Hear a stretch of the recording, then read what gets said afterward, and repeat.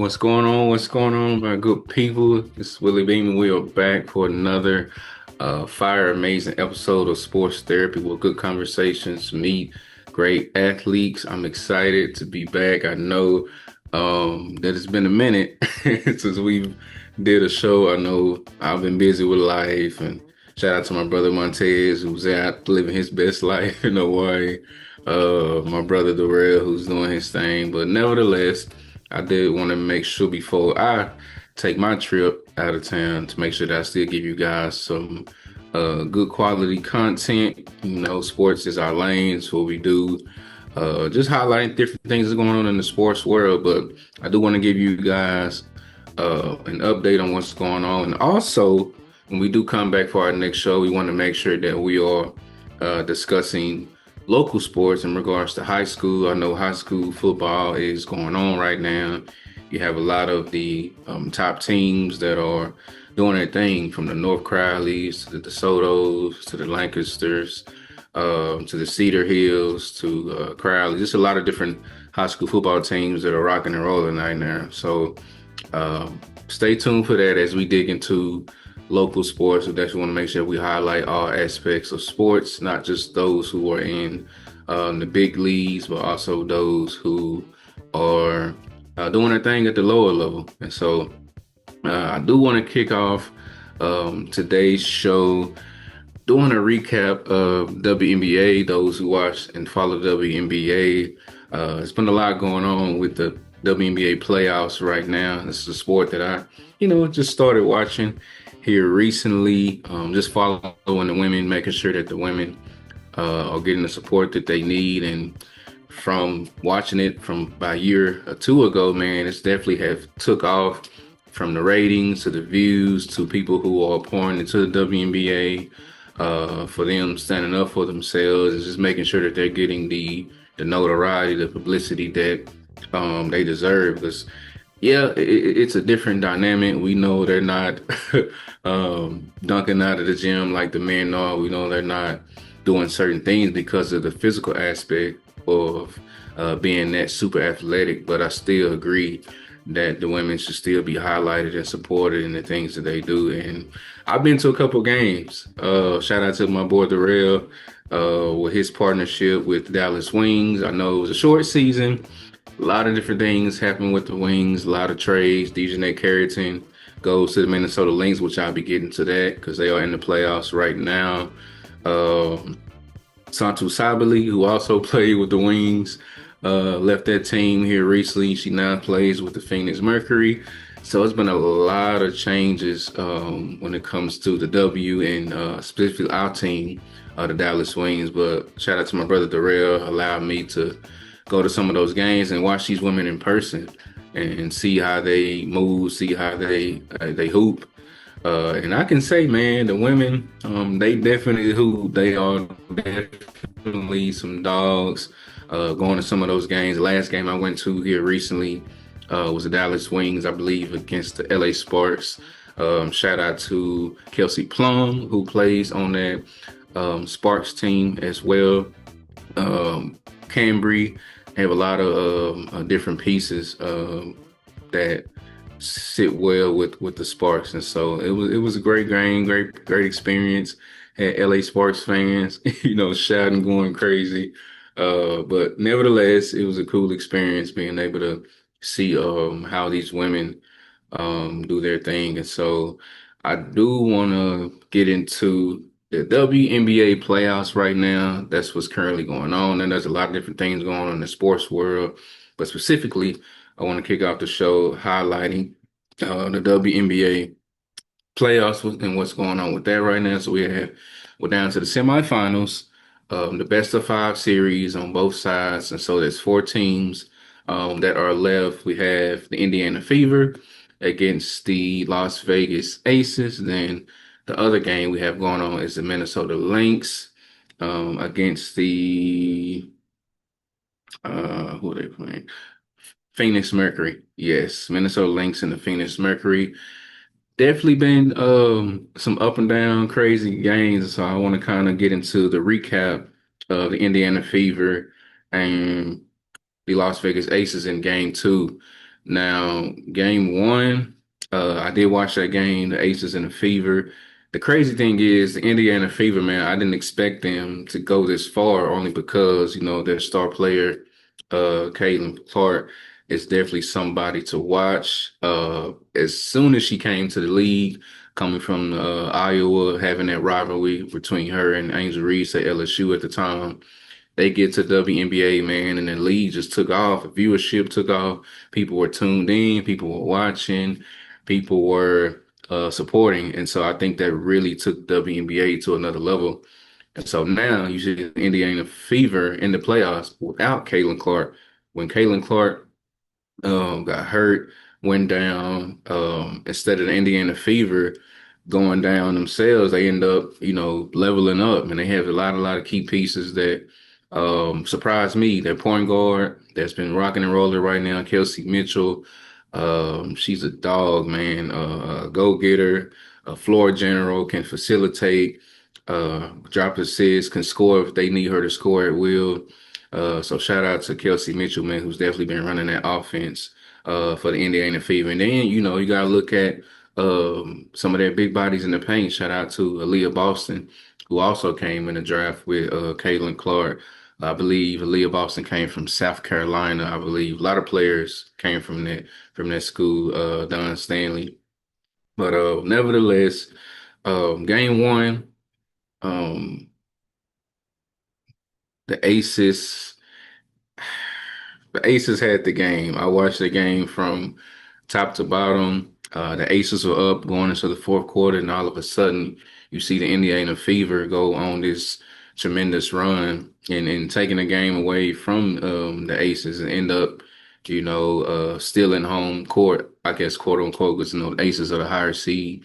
So they end up stealing game one, which is very shocking. Sometimes when you are a great team and you're going on these runs, sometimes you can, be underestimated. And another team that you feel like they can beat you can beat you, prior to leading into the playoffs. It was a game where the Aces got blown out on their home court. I believe it was to the Minnesota Lynx. Shout out to Nafisa Collier. Got blown out on their home court. I believe it was by 50. And so after that game, I believe after All-Star break, you see the changes that the Las Vegas Aces were making, their mindset, how they approached the game, how they held each other accountable. Aisha Wilson, shout out to her, talked about it a lot, how they really just locked in and held each other accountable, making sure that everybody is playing their position. And then after that, you see the change, and they end up going on a 16 game winning streak, end up beating everybody leading up until going to the playoffs. And so, but even with that being said, you can't really underestimate other teams. And so the Fever came in with a chip on their shoulder. A lot of the players were hurt. Of course, Caitlin Carr got hurt towards the end of the season. And so now you're really counting on Kelsey Mitchell. You're counting on Leah Boston. You're counting on Odyssey Sims and a lot of other pieces that helped him take on game one. And so now we move on to game two, which the Las Vegas Aces responded like they needed to respond, like I, was looking forward to them to do, because I know they're a team that has what I call the Kobe mentality and bouncing back. I didn't see them going down two games. They just got too many weapons on their squad for them to go down 0-2 in these playoffs. And so just to kind of give you guys a recap of what happened in game two. Asia Wilson bounced back from a rare off game with 25 points and 9 rebounds. And Las Vegas Aces even the WNBA semifinal playoff series with a convincing 90-68. So they didn't let their foot off the gas when it came to that game. Game two victory over the Indiana Fever this past Tuesday. The best of five series heads to Indianapolis, which is actually taking place now. So we'll definitely follow up with game three. Game three will be played.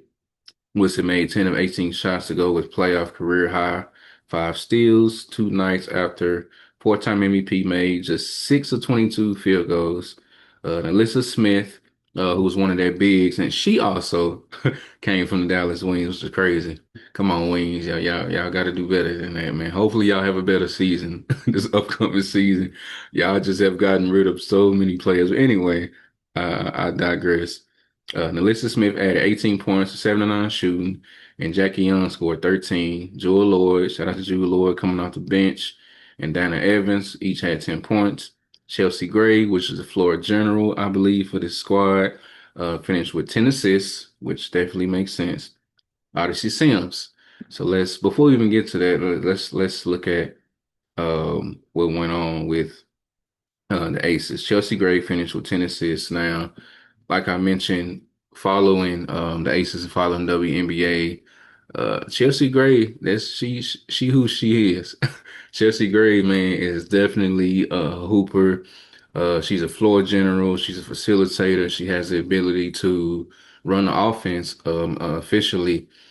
She gives me the vibes of female version of a Steve Nash or a Chris Paul, someone who has court vision and can facilitate very well and can run the offense and look for those who are open. Like some of the highlights I've seen, man, from Chelsea Gray has just been crazy, man. From the assists, from the step back pull up, from the mid range, as we call it in today's sports world, the midi. But now Chelsea Gray, man, is definitely someone who keeps that offense together, running like a well-oiled machine. And so for her to have 10 assists, that's something that I'm not surprised that she had the ability to do. And so shout out to Chelsea Gray for dropping those dimes. Going back to Melissa Smith, who played with the Wings, 18 points for 7-9 shooting. And also Jackie Young scored 13. And so looking at this lets me know that they had the ability to, spread the ball. One thing that I see in WNBA or the NBA in general is when you have a team that is spreading the ball like the ball needs to be spread and making sure that they're, giving those extra pass after extra pass to look for the best shot. Sometimes you see some teams that have one player that's great at ISO ball, but sometimes they could be a deficiency because you got everybody standing around. You don't have a well-oiled machine when it comes to the offense. And so when you have certain teams that can move the ball and look for the best shot, not a good shot, but the best shot to make sure that um, they get a good look. And so seeing that from the Las Vegas Aces is definitely a good thing. And then you had Jackie Young who had 13. To me, their big three is, Jackie Young, Chelsea Gray, and Aisha Smith. When those three are kicking and moving on all cylinders, man, I believe they're very hard to beat alongside their supporting cast with Alyssa Smith and Jewel Lloyd, who they picked up here recently. Um, but yeah, the Aces have a few pieces that can get things done for them. So shout out to the Aces, man, and things that they done in order to bounce back in game two. Because like I said, I really didn't see them going down two games. I just didn't see it happen, man. They got too many weapons over there for them to go down two games. And so and also shout out to Aisha Wilson, man, for getting her fourth MVP, which is crazy. Under the age of 30. That's mind blowing, man. Shout out to Aisha who's doing her thing. Another South Carolina native who played on the Coach Don Staley. She's produced so many great players, man, here recently, from Asia Wilson to Aaliyah Boston to Pow Pow, who plays with I can't remember what team she plays for, but she just got drafted recently. But yeah, shout out to Coach Don Staley who has produced some great work, man, great product in the W. But yeah, Aisha has definitely been on a tear. She has proven herself, four-time MVP, I think three-time Defensive Player of the Year. 'Cause one thing about Aisha, man, she's a very, very versatile player. She's not just great on offense, but she's also efficient on defense as well. She can play both sides of the ball. Her footwork when it comes to her working in the paint, her mid range, her three ball. She's definitely a well-oiled machine. I remember watching. Shout out to my boy Bron, favorite player. in his show, he was talking about how KD is what he calls a three-level player when it comes to how they score the basketball. And what he was talking about was three different ways in order to get buckets. That can be from the mid-range, that can be from the three ball, shooting from the three-point line, or that can be from layups and dunks, which is a high percentage shot. I mean, if you working in the paint and dominating in the paint like you should, and the higher your efficiency when it comes to your shot percentage. And you have the mid range, which a lot of people aren't doing, but you have some that are, and then you have the three ball, and so that's how I see Aisha Wilson being that three-level scorer, being able to be efficient from the three ball when she needs to score, being able to be efficient from the mid range, and also working the paint. Her footwork. And so shout out to Aisha. Looking at these Fever. So let's look at Odyssey Sims. Odyssey Sims led the Fever with 18 points, and Lexi Hull was questionable with back injury and wore a brace while on the bench. Scored 15. Kelsey Mitchell, like I mentioned, she had 13. Leah Boston had 10.